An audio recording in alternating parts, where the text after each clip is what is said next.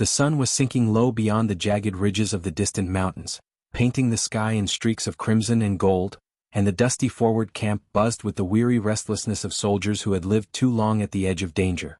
The men sat in groups near the mess tents, their boots caked with mud, their rifles leaning carelessly against the rough wooden tables, and their laughter rose in uneven bursts as they swapped crude jokes to distract themselves from the tension of another day alive in a war that refused to end.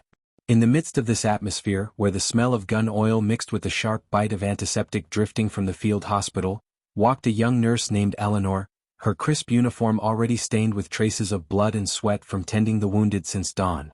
She carried herself with quiet determination, moving between the tents with bandages tucked under her arm and a canteen slung over her shoulder, her eyes steady though shadows of exhaustion traced beneath them. The soldiers often greeted her with mocking grins, not out of cruelty but out of the hardened cynicism of men who believed that in the field, medicine was merely a temporary pause before death came knocking. They laughed at the sight of her small frame, her gentle hands, and the way she flinched when artillery boomed in the distance, dismissing her as fragile, untested, and out of place among warriors hardened by fire and steel. Eleanor never answered their jokes, never argued back, and never revealed the sting their words left in her heart, because she understood that behind every laugh was fear, and behind every mocking comment was a man who had seen too many friends lowered into shallow graves. The camp itself had become a fragile bubble of survival perched dangerously close to the front lines. At night, the distant thunder of guns shook the earth like an unending storm, and the wounded flowed in with every new skirmish. Eleanor worked tirelessly in the field hospital, where canvas walls offered little shelter from the stench of blood, disinfectant, and the desperate cries of men torn apart by shrapnel. She had learned to steady her hands while stitching gaping wounds, to keep her voice calm as she whispered comfort to men who would not live to see the morning, and to harden her heart when she had to walk away from those she could not save. Yet no matter how many lives she patched together, the soldiers rarely gave her credit. They still saw her as a woman in a place meant only for men, someone who could never understand the real face of combat. They teased her when she passed by, nudged each other with smirks and called her angel, with a tone that sounded more like mockery than respect. She bore it in silence, though every night when she finally closed her eyes on her narrow cot, she felt the weight of both her patient's suffering and her own isolation pressing heavily against her chest. But there was something deeper in Eleanor than even she fully understood, a reservoir of strength waiting for its moment to rise, a fire that had been quietly building beneath the layers of compassion and duty. That moment arrived one bleak afternoon when the air grew tense with the scent of danger carried on the wind. Scouts had reported enemy movement closer than expected, and the camp stirred with nervous activity. The commanding officer barked orders as soldiers scrambled to reinforce the perimeter, loading magazines, checking rifles, and taking defensive positions along the makeshift barricades. Eleanor was in the hospital tent when the first bursts of gunfire cracked in the distance, muffled but unmistakable, sending a ripple of fear through the wounded who could not even rise from their beds. She moved quickly among them, her voice firm as she tried to calm their panic, but inside her chest her heart hammered like a drum. She knew the line between hospital and battlefield had just blurred, and if the defenses failed, she and her patients would be exposed to the merciless storm of bullets. The rattle of machine guns grew louder, closer, until even the ground beneath her feet trembled. The air was split by shouted commands, curses, and the screams of men struck down. Eleanor peeked outside the flap of the tent and saw the soldiers she had tended and bandaged only hours earlier now crouched behind sandbags, firing into the smoke and chaos. Some of them glanced back at her with a mixture of grim amusement and disbelief, as though silently daring her to step beyond her world of bandages and morphine. And in that moment, something inside her shifted. She could no longer just stand in the safety of canvas walls while others bled to protect her. She could no longer accept the laughter that had always belittled her resolve. She made a choice that would change how every man in that camp looked at her forever. The first rifle she laid her hands on belonged to a young soldier who had collapsed at the edge of the hospital tent, blood soaking through the bandage at his thigh. He was pale, clutching his leg, but his weapon still hung loosely from his grip. Eleanor crouched beside him, pressed his wound with one hand to slow the bleeding, and with the other she pried the rifle from his trembling fingers. The soldier looked up at her in surprise, confusion flickering across his features as though he had never truly seen her before. She did not offer an explanation.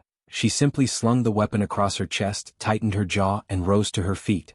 When she stepped out of the tent with the rifle in her hands, the world seemed to pause for the men who noticed her. Their laughter died in their throats, replaced by stunned silence as they watched the nurse who had always been the subject of their jokes now gripping the very tool of survival that defined their existence. The weight of the rifle was unfamiliar, but her determination steadied her trembling arms. She moved to the barricade without hesitation, dropping to her knees beside two stunned soldiers, and lifted the weapon to her shoulder. Her eyes narrowed as she gazed into the smoke where shadows of the enemy flickered like ghosts. The soldiers beside her exchanged incredulous looks, one of them muttering under his breath, "She's lost her mind." But before doubt could root itself, Eleanor pulled the trigger, and the crack of the shot cut through the chaos with the force of a statement that could never be taken back. Her first bullet found its mark, and the shadow in the distance stumbled before disappearing into the haze. The men around her blinked, unsure if it had been luck or something more, but Eleanor's face betrayed no surprise. She adjusted her grip, reloaded with a mechanical calm she did not know she possessed, and fired again. Each shot was guided not by training but by a focus born of necessity, by a refusal to be powerless any longer. The soldiers who had once dismissed her as fragile now found themselves fighting alongside her, their disbelief turning to a strange, dawning respect. She moved with them, shouted warnings, dragged ammunition crates closer when supplies ran low, and returned fire with a steadiness that silenced even the harshest tongues. The battle raged on, smoke choking the air and the cries of the wounded piercing through the thunder of rifles, but Eleanor no longer flinched. She was in the thick of it now, shoulder to shoulder with the men who had never believed in her, and, for the first time since arriving at the camp, she felt she had truly earned her place among them. The laughter that once mocked her had been replaced by a heavy, reverent silence, and though the night was far from over, something irrevocable had already shifted. Eleanor had shown them that courage was not defined by the size of a body or the gender of its vessel, but by the fire in the soul that refused to be extinguished. The battle stretched on into the night, the flames of exploding shells illuminating the camp in brief flashes that revealed grim faces, gritted teeth, and the determination of men fighting to hold their fragile ground. Eleanor stayed among them, her hands blistered from gripping the rifle, her shoulders aching from the recoil, but her spirit unshaken. She had stepped across an invisible line that separated caregiver from combatant, and there was no turning back. The soldiers who once mocked her now moved in coordination with her, tossing her spare magazines, covering her when she shifted positions, and shouting encouragement as though she had been one of them all along. The nurse who had once seemed out of place among warriors had become part of the defense that night, and her presence carried an unexpected weight. Yet beneath her steady gaze and brave posture, her heart beat violently in her chest, for she knew that courage was not the absence of fear, but the choice to act in spite of it. She thought of the wounded lying helpless in the hospital tent, counting on her to return, counting on all of them to survive this night, and that thought alone fueled her to keep her finger on the trigger and her eyes fixed on the shadows beyond the barricade. As the hours dragged forward, the enemy pressed harder, sending wave after wave through the haze of smoke and dust. The air stank of gunpowder and sweat, and the cries of the injured mingled with the endless crack of rifles. Eleanor's throat burned from shouting warnings and commands, her uniform clung to her with grime and blood that was not her own, and still she fought on. At one point, when a soldier beside her dropped his weapon after being grazed in the arm, she snatched it up without hesitation, firing in his stead while he staggered back toward the medics. At another moment, when ammunition ran dangerously low, she crawled across open ground under a hail of bullets to drag a crate closer to the barricade, her body pressed to the dirt as sparks flew inches above her head. The men who saw her do it shouted her name, not in mockery this time but in awe, as though the nurse they had once dismissed had transformed before their eyes into something greater than any of them had expected.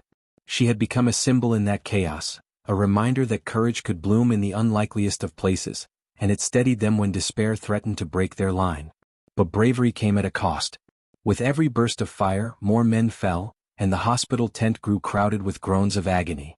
Between skirmishes, Eleanor would dart back inside, dropping her rifle long enough to bind wounds, check pulses, and whisper promises of survival to men whose eyes rolled with pain. She washed blood from her hands only to find them stained again moments later, and then, when the next attack came, she would pick up the rifle and return to the barricade as though switching between two worlds.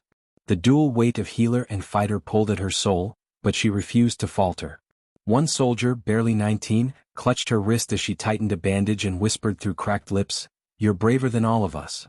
The words stayed with her long after she left his side, echoing louder than the thunder of the battlefield, searing themselves into her heart as both a burden and a source of strength.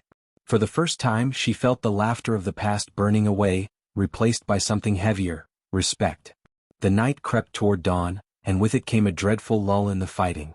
The enemy had withdrawn for the moment, their silhouettes retreating into the dark hills, leaving the camp in a haze of smoke and silence broken only by the groans of the wounded and the occasional crackle of fire from shattered crates. The soldiers collapsed where they stood, some leaning against sandbags with faces gray from exhaustion, others lying flat on the earth as though the ground itself had claimed them. Eleanor, too, felt the pull of fatigue dragging at her limbs, but she forced herself to keep moving. She helped gather the injured, carried water to parched lips, and pressed cloth to wounds that still bled stubbornly. The men looked at her differently now, no longer with smirks or mocking glances but with eyes that held gratitude and a measure of reverence. Even the grizzled sergeant who had once been her loudest critic nodded at her when she passed, muttering a gruff "good work" under his breath, as if admitting out loud what none of them could deny. Eleanor accepted it quietly, not seeking their praise, only focused on the lives that still hung by fragile threads in the hospital tent.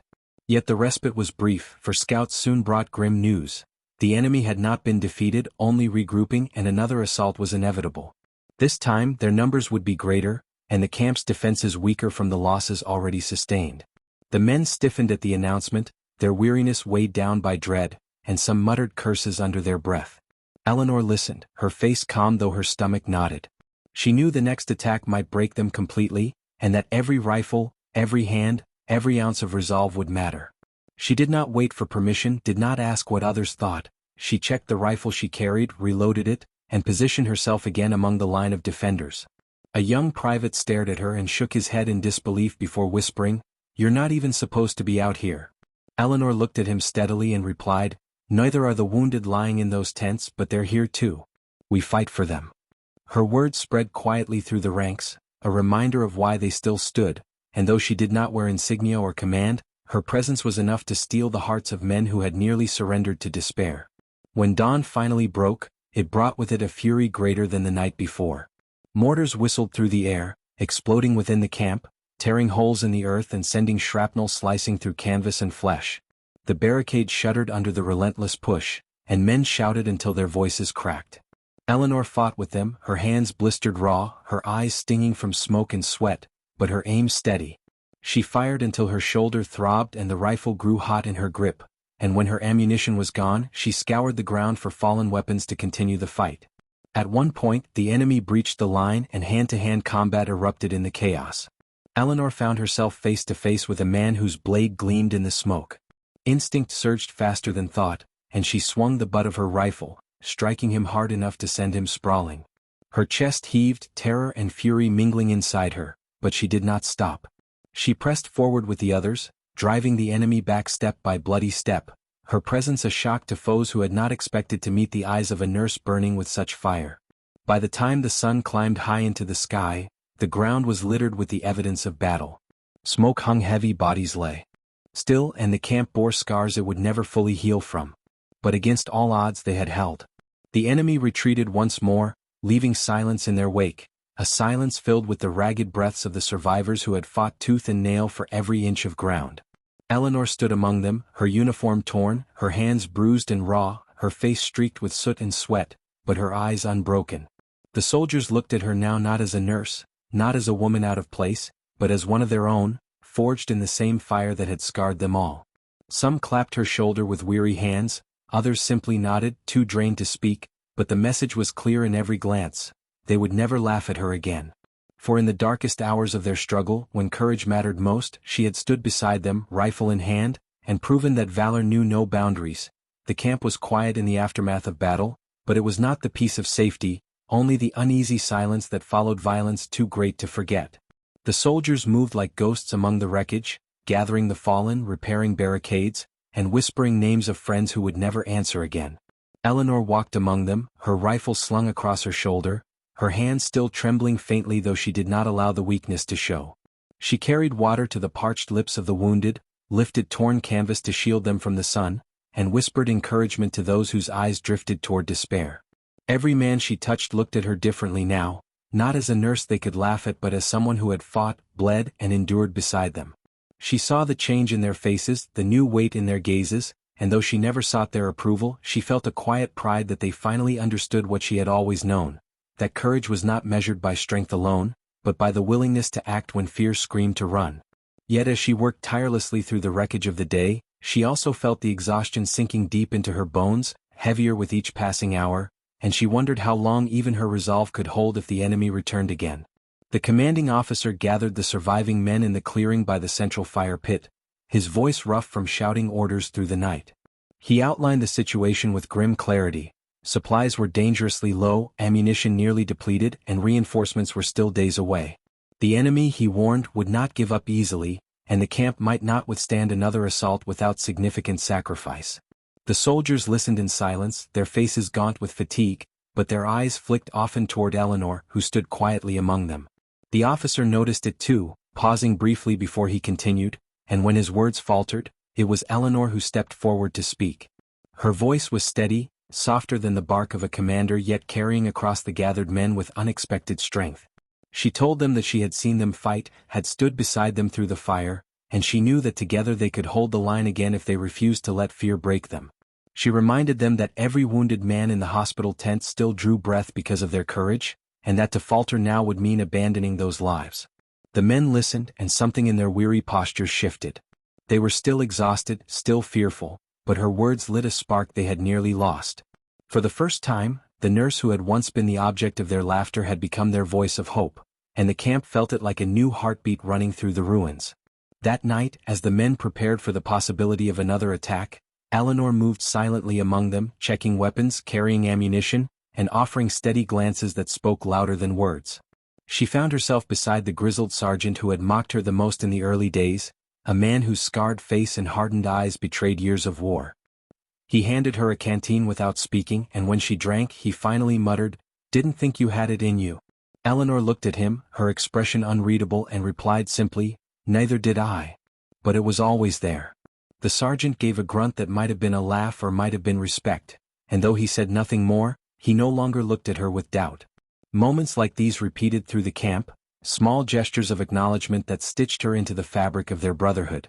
She had crossed the invisible boundary that separated outsider from comrade, and though the war still raged, she no longer stood alone in its shadow. But even as the soldiers drew strength from her presence, Eleanor wrestled with her own private battle. When she closed her eyes, she saw the face of the man she had struck with the butt of her rifle, the stunned expression frozen in memory. She had not killed him, at least she did not think so, but the act of violence haunted her. She was a nurse, trained to heal, not harm, and though necessity had driven her to fight, a part of her recoiled at the thought of what she had done. Yet another part, deeper and more unsettling, recognized the surge of power she had felt in that moment, the fierce determination that had guided her hand without hesitation. She wondered what it meant for her soul to carry both the hands of a healer and the instincts of a fighter, and whether she could still be the woman she once was after crossing that threshold. She did not speak of it to anyone, for the soldiers needed her strength, not her doubts, but in the quiet hours when the world fell silent, the questions pressed heavily on her heart. Days bled into each other, filled with endless labor to keep the camp standing. The men repaired barricades, dug fresh trenches, and salvaged what little they could from the battlefield. Eleanor worked beside them when she was not tending to the wounded, her uniform no longer the pristine white of a nurse but a patchwork of stains, tears, and soot that mirrored the men's own ragged clothing. At night, when the campfire flickered weakly against the darkness, stories began to flow again, not crude jokes this time but fragments of memories shared in low voices. Soldiers spoke of families left behind, of farms waiting for their return, of dreams they still clung to despite the war. Eleanor listened, adding her own voice when they asked about her life before the battlefield. She told them of the small town where she had grown up, of the quiet streets and the little clinic where she first learned to bind wounds and soothe fevers. The men listened with interest, not laughter, and some even smiled at the thought of such peace, so far removed from their current reality. In those moments, the camp felt less like a crumbling outpost and more like a circle of weary souls bound together by shared humanity. Then came the night when the scouts reported movement again, shadows stirring in the hills that promised another attack before dawn. The men tensed, their fragile rest shattered, but this time they did not glance toward Eleanor with doubt. Instead, they sought her presence instinctively, as though her resolve had become part of their defense. She armed herself without hesitation, her hands moving with a familiarity that startled even her, and positioned herself once more along the barricade. The enemy struck with fury, their assault louder and fiercer than before, but the defenders. met them with equal determination. Eleanor fought as she had before, steady and unflinching, her rifle cracking through the chaos, her eyes burning with the same fire that had carried her through the first battle. The men shouted her name in the thick of the fight, not as a taunt but as a rallying cry, and it echoed through the smoke like a banner of defiance. She moved among them with the same dual purpose as always, binding wounds when there was a pause, then returning to the barricade when the attack surged. The night seemed endless, each minute a lifetime, but still they held, their spirits unbroken. When dawn came again, the battlefield was littered with scars, but the camp still stood. Eleanor lowered her rifle with trembling arms, her body aching in every muscle, but her spirit refusing to yield. The men around her collapsed in exhaustion, some laughing weakly in disbelief that they had survived another night, others weeping openly for the friends they had lost. Eleanor moved among them, binding wounds, whispering comfort and offering water to parched lips. She no longer felt the sting of their past laughter, for it had been replaced by something far greater. She had earned their trust, their respect, and their quiet admiration, not by demanding it but by standing beside them when it mattered most. She knew the war was not over, that more battles lay ahead, but she also knew that she would never again be seen as the nurse who did not belong. She had become part of them, bound not by blood or rank but by courage, and that bond would endure long after the smoke of war cleared. As the sun rose higher, casting light over the battered camp, Eleanor felt a strange peace settle over her heart. Whatever came next, she would face it as she always had, with steady hands, unyielding resolve, and the quiet fire that no laughter could ever extinguish. The days that followed were heavy with a strange rhythm, a cycle of exhaustion, repair and vigilance that settled into the bones of every soldier in the camp. The battlefield had scarred the earth around them, craters yawning where mortars had struck, shattered equipment rusting under the sun, and the smell of smoke still lingering in the air. Yet amid the wreckage, life clung stubbornly on. The men patched their uniforms, rebuilt their defenses, and found moments to laugh quietly together, though the laughter now carried a softer tone, touched with gratitude for survival rather than mockery. Eleanor moved among them like she always had, but everything about her presence felt different now. She was no longer just the nurse who bandaged wounds in the safety of a tent.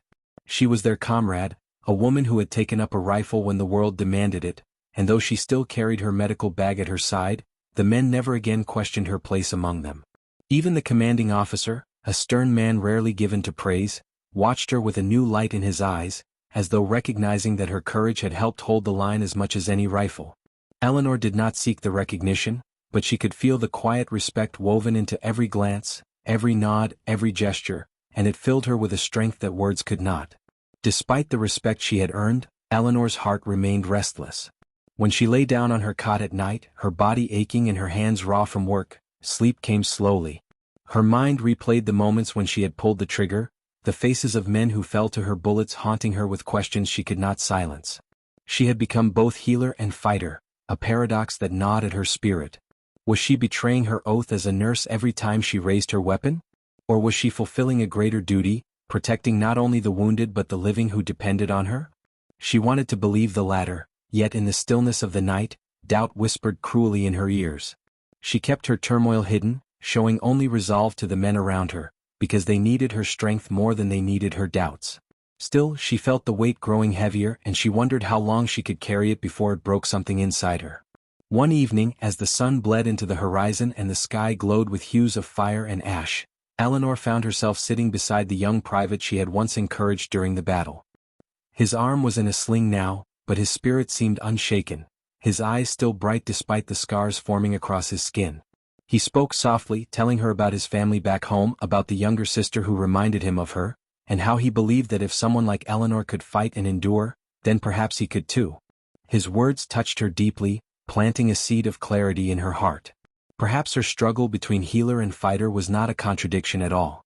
Perhaps the two sides of her were not enemies but allies, one hand offering life, the other protecting it. She realized then that what she had done was not a betrayal of her calling, but an expansion of it, a necessary transformation born of the times. She was still a nurse, still a healer, but she was also a shield, and there was no shame in that. For the first time in many nights, she allowed herself a moment of peace, breathing deeply as the stars blinked awake above the camp. The peace did not last long, for the war beyond their camp never rested. Scouts reported enemy gatherings once again, larger this time, and whispers spread that reinforcements might not reach them in time. The men grew tense, their laughter fading, their movements sharper with urgency. Supplies were nearly gone, their ammunition reduced to pitiful handfuls of bullets, and food rations dwindled to scraps. Eleanor watched the men's faces, saw the exhaustion etching deeper into their features, and she knew that their greatest battle was not just with the enemy but with despair itself. That night, she gathered them quietly around the fire, speaking not as an officer or a commander but as someone who had stood shoulder to shoulder with them in the darkest hours. She reminded them of the nights they had already survived, of the odds they had defied, and of the lives they had saved because they had refused to yield. She told them that as long as they stood together, the enemy could never break their spirit, no matter how fierce the assault. The men listened in silence, their eyes fixed on her, and when she finished they did not cheer or shout. Instead they simply nodded, a quiet agreement that carried more weight than any roar. Her words became the thread that stitched their resolve back together, and for that night at least despair was kept at bay. The attack came sooner than expected. The enemy struck under cover of a storm, lightning flashing across the sky as if the heavens themselves had joined the war. Rain poured down in torrents, soaking the earth into mud, blurring vision and muffling sound, but still the enemy pressed forward, relentless. The camp exploded into chaos once more, rifles cracking, shouts tearing through the storm, and men slipping in the mud as they fought to hold their ground. Eleanor was in the thick of it, rain plastering her hair to her face, her uniform clinging to her as she fired into the darkness. She moved instinctively now, her fear drowned beneath the tide of necessity, her hands steady even as thunder roared above. Beside her, the sergeant barked orders, his voice hoarse, but his eyes often flicked toward her as though drawing strength from her presence. She fought until her rifle jammed. Then snatched another from the ground, never hesitating, never faltering. When a grenade landed dangerously close to the barricade, she threw herself forward, grabbing it with trembling hands and hurling it back into the night before it could detonate. The explosion lit the battlefield, and the men shouted her name again, their voices rising above the storm as a rallying cry. She was no longer just their nurse, no longer even just their comrade. She had become their symbol, the embodiment of the courage they clung to when the darkness pressed too hard. The battle raged until dawn, the storm finally breaking as the first light touched the horizon. The camp was battered, its defenses nearly destroyed, but they had held again. The enemy retreated once more, leaving behind silence broken only by the ragged breathing of survivors. Eleanor collapsed to her knees, her rifle slipping from her hands, her body trembling with exhaustion, but her spirit still unbroken. The men gathered around her, some helping her to her feet, others simply resting nearby, too drained to speak. Their eyes, though heavy with fatigue, glowed with something unshakable, respect, gratitude and a fierce loyalty born in fire. They no longer saw her as a nurse who had stumbled into their world. They saw her as one of their own, as vital to their survival as any commander, any weapon, any wall of sandbags. She had become the heart of the camp, the quiet flame that kept them moving when all else threatened to extinguish them. As the sun climbed higher, Eleanor returned to the hospital tent, where the wounded waited in silence. She moved among them, binding wounds, changing bandages, whispering soft words of comfort, and for each man she touched, the fire in her eyes gave them strength to endure. She had become more than a nurse, more than a fighter. She was both, inseparably, and the men accepted her as such without question. The laughter of the past was gone, erased by the battles they had fought together, replaced by a bond forged in sacrifice and survival. Eleanor knew the war was not over, that more storms would come, but she also knew that whatever lay ahead, she would face it with the same steady hands, the same unyielding heart, and the same fire that had carried her this far. And for the first time she did not fear the balance between healer and fighter. She embraced it, for it was who she had become, and it was who she needed to be to carry them all through the darkness of war. The next morning arrived with a gray, heavy sky, as though the world itself mirrored the weight of the mission that lay ahead. The camp stirred with movement. Boots struck the frozen earth, gear clinked against belts, and murmurs spread from tent to tent as soldiers prepared to move out. Lena had hardly slept, her mind replaying every step she would need to take, every way she could either prove herself or ruin everything. She tied her hair back tighter than usual, laced her boots with determination, and stood at the edge of the camp watching the unit assemble. Captain Rourke's sharp voice cut through the cold air as he gave orders, his eyes sweeping over the men before landing briefly on Lena. For the first time he didn't sneer. Instead he gave a small, acknowledging nod, one soldier to another. That alone set her pulse racing with an odd mix of nerves and pride. As the column of soldiers began to march, Lena fell into place near the middle, her rifle secure in her hands, her medic's bag bouncing lightly against her side. She wasn't just a nurse today, she was a part of them. The ground was uneven, and every step seemed to echo with the unknown dangers waiting in the hills beyond. Rumors said enemy scouts had been seen near the ridge, and Lena knew the ambush from yesterday might only have been the beginning. The tension hung like smoke, thicker with each passing mile. Yet amidst the worry, Lena felt a strange calm. She had chosen this path, not because it was easy but because it was necessary, and no amount of fear could erase that resolve. Hours passed, the cold biting at their faces, until finally Rourke raised his fist, signaling a halt. The ridge loomed before them, jagged rocks and sparse trees offering shadows deep enough to hide an army. The soldiers crouched low, rifles at the ready, scanning the horizon. Lena knelt beside them, mimicking their posture, the metal of her rifle cold against her gloves. She had been taught to watch, to breathe slow, and to let instinct guide her aim. It wasn't long before movement flickered in the distance, and the sharp crack of gunfire split the silence. Chaos erupted instantly, shouts, muzzle flashes, the thunder of bullets hitting stone. Lena's heart pounded, but she didn't freeze. Instead, she pressed herself low, eyes scanning for wounded. She saw one of the younger soldiers clutching his leg, blood spilling fast. Without thinking, she darted forward, ignoring the bullets whizzing overhead, sliding beside him and dragging him behind a rock. Her bag opened in an instant, bandages pulled tight, morphine injected with steady hands. All the while, her rifle lay by her side, ready if she needed it. Rourke shouted for her to stay down, but when an enemy soldier crept closer, Lena didn't hesitate. She grabbed her rifle, aimed the way she had practiced in the dark of night, and pulled the trigger. The recoil jolted her, but her shot was true. The enemy collapsed before he could fire. The stunned silence from the men around her lasted only a second before the fight pulled them back in, but in that fleeting moment Lena felt something shift. She was no longer an outsider, she was a lifeline. The battle raged on, the air thick with smoke and cries. Lena moved from one wounded man to another, her hands stained red yet never trembling. Twice more she was forced to defend herself, and twice more her bullets found their mark. By the time the gunfire faded and the last enemy retreated into the hills, Lena stood among the soldiers breathing hard, her uniform torn, her face smeared with dirt and blood. She looked around at the men she had saved, at the body she had fought to protect, and felt the weight of what she had done. Rourke approached, his expression unreadable for a moment, until he reached out and gripped her shoulder firmly. "You kept us alive," he said, his voice rough but sincere. "You're one of us now. No one laughs at you again." The words struck deeper than any praise she had ever known. The soldiers around her nodded in agreement, some even offering faint smiles or tired salutes. Lena simply nodded back, too overwhelmed to speak, but her eyes burned with unshed tears. As they regrouped and began the slow march back toward safer ground, the men carried not just their gear and their wounds but a new respect for the nurse who had become a soldier. And though Lena's muscles ached and her body longed for rest, her spirit walked lighter than ever before, because for the first time she truly belonged.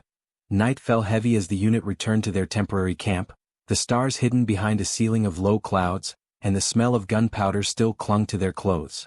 The soldiers moved slowly, dragging their weary legs, their silence broken only by groans of the wounded and the occasional cough from the cold air settling deeper into their lungs.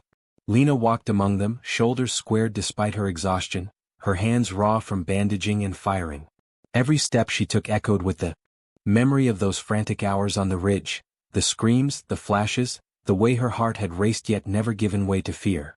She had crossed a line she never thought she would, stepping beyond her oath as a healer and into the realm of a fighter, and though part of her wrestled with the blood she had spilled, another part knew she had no choice. If she hadn't raised her rifle, the men around her wouldn't be alive. That truth, grim as it was, gave her strength. When they reached the firelit circle of the camp, the men dropped their gear and collapsed onto the ground, some curling into blankets, others just lying where they fell. Captain Rourke remained standing, his silhouette tall and solid, his voice carrying through the night as he gave orders to double the perimeter watch. The enemy had retreated, yes, but there was no guarantee they wouldn't strike again. Lena moved among the wounded, refusing to rest, cleaning wounds, stitching torn flesh, pressing bandages where blood seeped stubbornly through. Her hands moved on instinct, her mind focused, her exhaustion pushed aside by duty. Hours passed like this until the worst of the wounded were stable, and only then did she allow herself to sit by the fire. The flames painted her face with flickering light, and across the circle she could feel the soldiers' eyes on her, not mocking as before but filled with something different, admiration, maybe even gratitude. She didn't need their words, the change was written in their silence. Rourke sat beside her, surprising her with the simple gesture. For a long moment he said nothing, staring into the fire as though searching for answers in the shifting embers. Finally he spoke, his voice low, carrying none of the harsh command it usually held. "I lost good men today," he admitted. "But I would have lost more if not for you.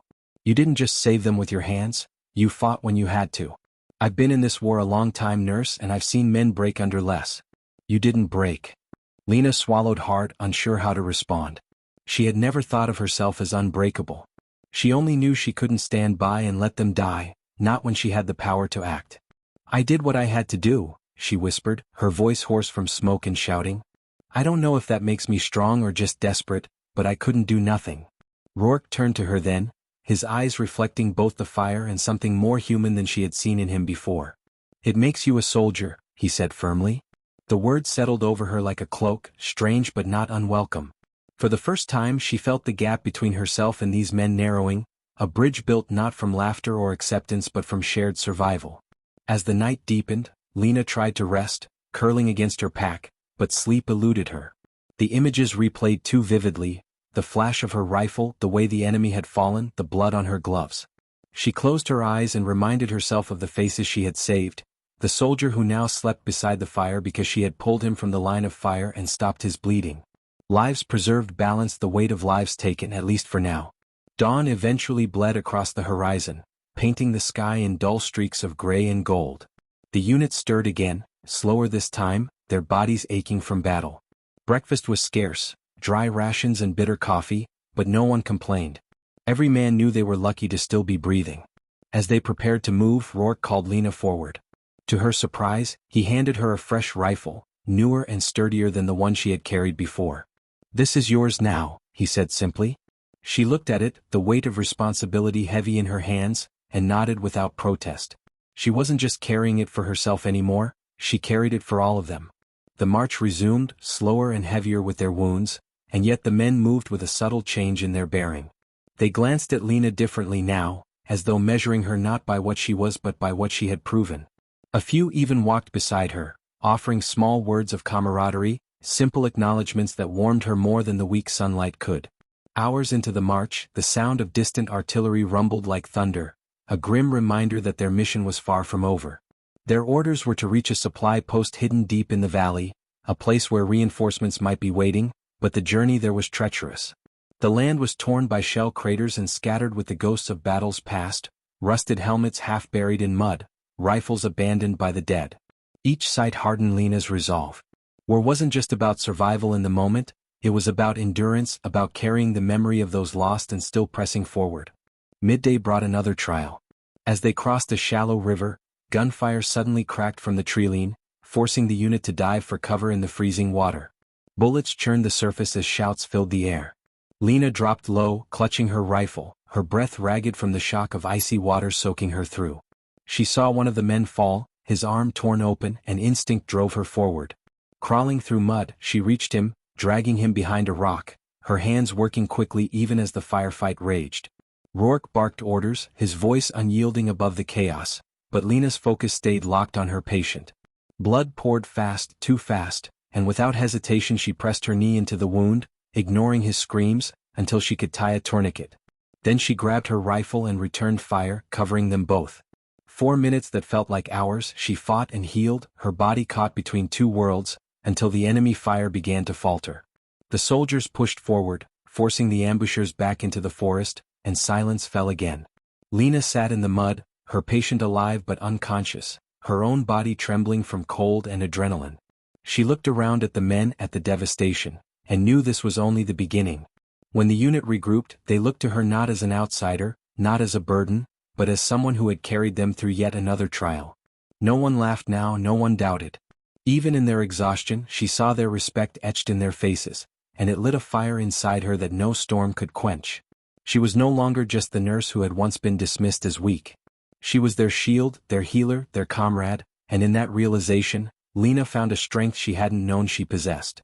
The mission stretched ahead, uncertain and dangerous, but she would walk it beside them step for step, rifle in one hand and healing in the other, until the end. The valley stretched out before them like a scar carved into the earth, its slopes littered with broken trees and shattered stone, remnants of battles long since fought but never forgotten. The air smelled of smoke and damp soil, and every gust of wind carried the faint echo of artillery far in the distance. Lena tightened the strap of her pack, her shoulders aching from days without real rest, yet she refused to falter. Around her, the men trudged forward in silence, their boots sinking into the wet ground, their eyes hollow but unyielding. Each step they took seemed to carry the weight of the fallen, and Lena felt it pressing on her chest too, but it only made her more determined. She wasn't just following anymore, she was part of this march, bound to these men by blood, sweat, and the fragile thread of survival. Captain Rourke moved at the front, his silhouette steady, his rifle slung across his back as though it were an extension of himself. He looked back occasionally, his gaze brushing over the unit, and once or twice lingering on Lena. He never spoke, but she caught the silent acknowledgement in his eyes, the unspoken trust that hadn't existed before. It was enough to keep her moving even when her legs screamed for rest. By mid-afternoon the sun managed to pierce the clouds, casting pale light over the valley, but with it came new dangers. From a ridge above, the sharp crack of a sniper's bullet split the air, followed by another and another. The men scattered, diving for cover among the rocks and twisted trees. Lena dropped instantly, heart pounding, her hands instinctively reaching for her rifle. Dust and shards of stone flew around her as bullets struck the ground inches away. She pressed herself flat, scanning the ridge, and caught the faint glint of a scope. Without hesitation she steadied her weapon, exhaled, and squeezed the trigger. The recoil jolted her shoulder, and she saw the sniper stumble and vanish behind the rocks.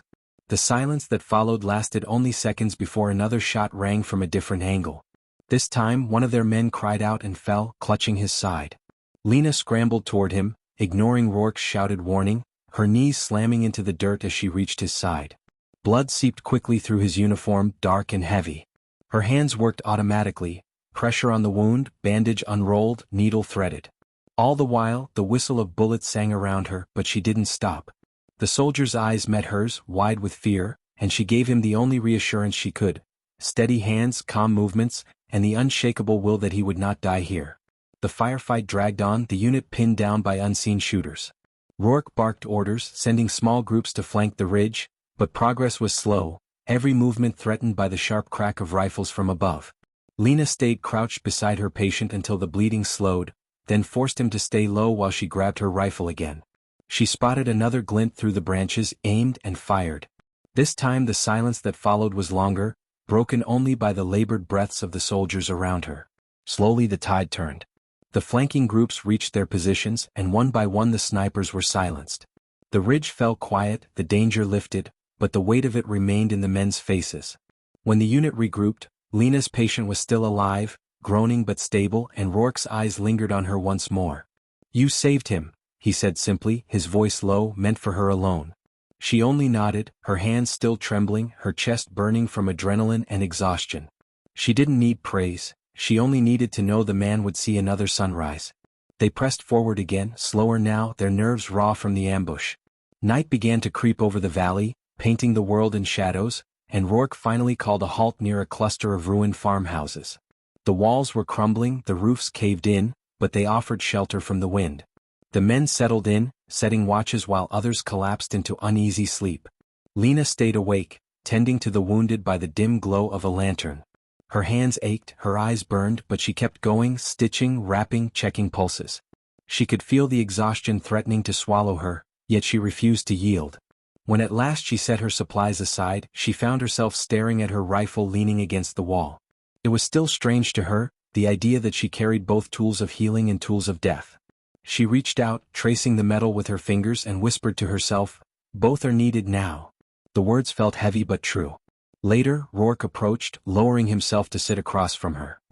His face was etched with fatigue, but his eyes held the same sharpness they always did. For a while he said nothing, just watched her as though weighing something in his mind. Finally he spoke. "When this mission began, I didn't think you belonged here. I thought you'd be dead weight. But you've carried us further than some men I've led. You've proved me wrong." Lena looked at him, surprised by the honesty in his tone, and managed a faint smile. "I didn't come here to prove anything," she said quietly. "I came to save lives. But I've learned saving lives sometimes means taking others. I still don't know how to feel about that. Rourke's gaze didn't waver. Feel whatever you need to feel, he replied. But don't doubt this, you've earned your place here. You're one of us. The words sank deep into her, warming a part of her she hadn't realized was so cold. Acceptance. Not forced, not reluctant, but real. For the first time since the mission began, Lena allowed herself to believe she wasn't an outsider anymore. She sat in silence beside Rourke, the crackle of the fire between them, and for a moment the war felt distant. But only for a moment. In the distance, faint but unmistakable, came the rumble of engines. Rourke's head snapped up, his expression hardening. The sound grew louder, rolling across the valley like a storm. Trucks, maybe tanks, enemy reinforcements. The men stirred, weapons raised, fatigue forgotten in the face of new danger. Lena gripped her rifle, her heart steady despite the fear clawing at her chest. She had fought before, she had saved lives before, and she would do it again. She was ready, not because she had to be but because she had chosen to be. The night around them darkened, the sound of engines closing in, and Lena knew the next hours would test them more than ever. But she wasn't afraid anymore. She was resolved. The roar of engines grew louder, vibrating through the earth beneath their boots, and the night lit with faint beams of headlights weaving across the valley. The soldiers scrambled into position, their rifles aimed toward the road that cut through the dark. Rourke's voice cut through the chaos, sharp and unyielding, assigning men to flanking points, ordering silence until the enemy drew closer. Lena crouched among them, her breath steady despite the fear clawing at her chest. She gripped her rifle tightly, her medic's bag slung across her shoulder, prepared for whatever the night demanded of her. The sound of metal clattering against stone, the grinding gears, and the guttural shouts of the approaching force carried across the air. This wasn't just a patrol, it was a convoy heavily armed, and their unit stood in its path with no choice but to fight. The first truck came into view, its headlights cutting through the darkness, followed by the ominous outline of armored vehicles. The moment stretched long and heavy until Rourke gave the order, and then the valley exploded with gunfire. The soldiers unleashed a hail of bullets, the truck screeching to a halt as enemy troops spilled out, returning fire in a storm of chaos. Lena ducked low, her body pressed against the cold earth, the world around her consumed by smoke, flashes of light, and the deafening roar of battle. She saw a man fall beside her, a deep wound staining his uniform, and instinct pushed her forward. Crawling through the mud, she reached him, pulling him to partial cover, her hands already working despite the bullets tearing the night apart. Bandages pressed, morphine injected, and a desperate whisper to keep him alive. Then the shadow of an enemy loomed close, his rifle raised, and without hesitation she snatched up her own weapon and fired. The man dropped, and Lena's heart thudded in her chest, but she forced herself to keep moving, keep healing, keep fighting. Around her, the men drew strength from her presence, seeing her dart between cover, saving lives with one hand and defending them with the other. The battle stretched on, minutes bleeding into hours, the convoy's sheer numbers pressing hard against the unit's smaller force. But desperation forged steel, and none of Rourke's men gave ground. They fought like wolves cornered, their unity unbreakable, their trust in one another unspoken yet absolute. Lena became the pulse of their line, moving wherever the need was greatest. She pulled one man back from the edge of death, then rose to fire into the dark, then fell to her knees again to close a wound before it claimed another. Her body ached, her ears rang from the constant explosions, but she didn't yield. She couldn't. Every breath she drew was for them, every shot she fired for survival. Somewhere in the chaos she saw Rourke charging forward, his rifle spitting fire, his voice carrying above the noise as he rallied the men. His defiance was contagious and Lena felt it burn in her veins. Then came the explosion. One of the convoy's trucks erupted in flame, whether from a lucky grenade or their own gunfire, Lena didn't know, but the blast shook the ground and lit the valley with fire. The enemy faltered, their line breaking under the sudden chaos, and Rourke seized the chance. "Push forward," he roared, and the soldiers surged with renewed fury. Lena rose with them, rifle steady, her hands shaking but her aim true. They advanced step by step, forcing the enemy back, driving them toward retreat. Still the price was heavy. Wounded littered the ground, cries cutting through the smoke, and Lena's heart broke with everyone she couldn't reach. But she pressed on, her will unshaken, until finally the enemy broke. The remnants of the convoy turned tail, engines roaring as they sped into the distance, leaving behind the dead and the burning wrecks. Silence fell slowly, broken only by the crackle of flames and the groans of the injured. The valley was theirs, but it didn't feel like victory, only survival. The soldiers slumped where they stood, rifles lowering, their breaths ragged, eyes wide from the madness of what they had endured. Lena dropped to her knees beside the nearest wounded, her hands moving automatically despite the tremor in her body. She stitched, pressed, and whispered encouragement, her own exhaustion forgotten in the face of their need. Hours passed as she worked, her fingers numb, her clothes soaked with blood that wasn't hers. By the time the last man was stable, dawn had begun to creep over the horizon, the flames of the wrecks dying to smoke. She sat back, finally, her whole body quivering, her eyes heavy with fatigue. And yet, when she looked around at the men alive because of her, she knew every moment of pain had been worth it. Rourke approached her then, dirt and blood streaking his face, his uniform torn but his eyes clear. He stood over her for a moment before kneeling, his hand resting firmly on her shoulder. "We wouldn't be standing without you," he said, his voice hoarse but filled with certainty. "Not one of us doubts that now. You've done more than prove yourself, you've shown us what strength really looks like." The men around them, battered but alive, nodded, their silence carrying more weight than any words. Lena felt the tears burning in her eyes, but she held them back, offering only a weary nod. She had no need for speeches or praise. All she had ever wanted was to save lives, and in the fire of battle she had found the strength to do so in ways she never imagined. The unit buried their dead at the edge of the valley, crude crosses fashioned from broken rifles, a silence of respect falling over them as they paid tribute. Lena stood among them, her heart heavy but steady, her hands clasped tightly in front of her. She had known loss before but never like this. Yet in that sorrow she also felt something new, a bond forged in fire, unbreakable and eternal. These men were no longer strangers or skeptics. They were her brothers, her comrades, her family. She looked at Rourke, who stood at the front of the line, his head bowed, and for the first time she understood the burden he carried. Not just command but the weight of every life under his care. She carried a part of it now too, and though it was heavy, she accepted it without fear. As the unit prepared to move on, the valley behind them smoldering with the remnants of battle, Lena slung her rifle across her back and tightened her grip on her medic's bag. She was both now, a healer and a fighter, and she knew there was no going back to the life she had before. War had changed her, reshaped her, but it had also revealed the depth of her strength. No longer would she be dismissed or doubted. She had walked through fire and come out forged in steel. As they marched forward, side by side, the men no longer glanced at her with curiosity or skepticism. They looked at her as one of their own. Lena lifted her chin, her stride steady, the rising sun casting its first light over their path. Ahead lay more battles, more trials, but she would face them without hesitation. Because she was not just the nurse who had once been laughed at. She was the soldier who had stood when it mattered most, and nothing would ever take that from her. The end.